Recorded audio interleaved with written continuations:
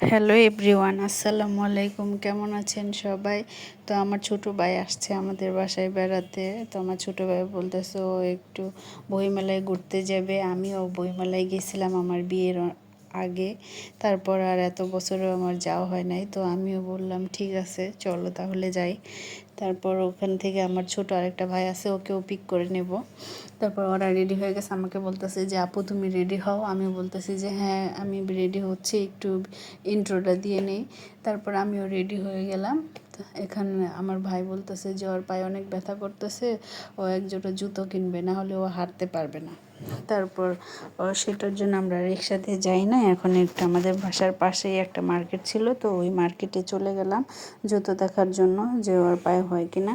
তো অনেকগুলোই দোকান দেখলাম, ওর পায়ে জুতো হচ্ছিলই না, মানে পাটা অনেক বড়, তো এই জন্য জুতাটা খুঁজতে অনেক প্রবলেম হয়ে যাচ্ছে, যে কোনো দোকানে ওর সাইজের জুতা পাওয়া যাচ্ছে না, মানে ওভার সাইজ। এই জন্য তো এটাও পরলো, দেখলো যে হয় না।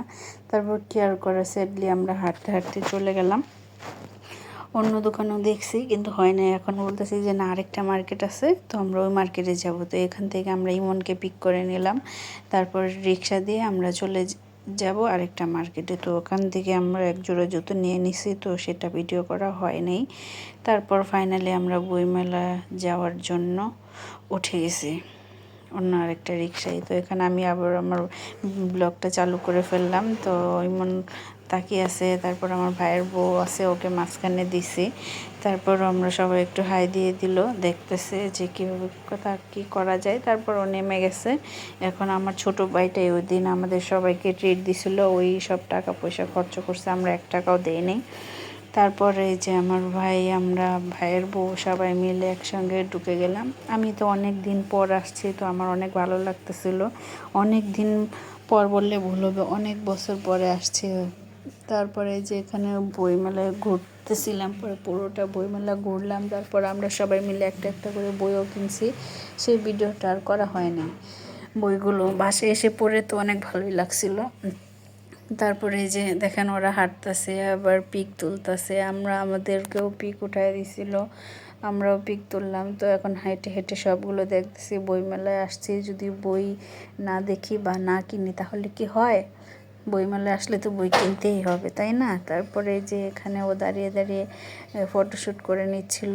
তারপরে যে এখানে দেখেন হুমায়ুন আহমেদের বই পাওয়া যাচ্ছে, তো আপনারা চাইলেও এখান থেকে এসে নিতে পারেন, কিন্তু ভিডিওটা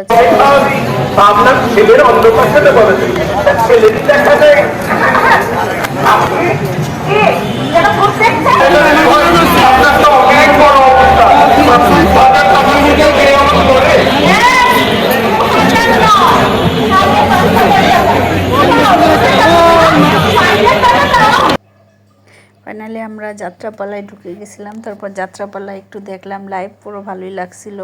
সেখান থেকে ওরা 2 ভাই চলে গেছিলো এক রিক্সায়, তো আমরা দুজন আরেক রিক্সায় উঠে গেছি। আমাদের যেহেতু আরেকটা কাজ ছিল, সেই জন্য আমরা এক রিক্সায় উঠি নাই, আলাদাভাবে উঠছি। তারপর আলাদা আলাদাভাবে আমরা চলে গেছি। তো আমার এই ছোট্ট সিম্পল ভিডিওটি যদি আপনাদের ভালো লেগে থাকে তাহলে অবশ্যই like, comment, share and subscribe করে দিবেন। আল্লাহ হাফেজ।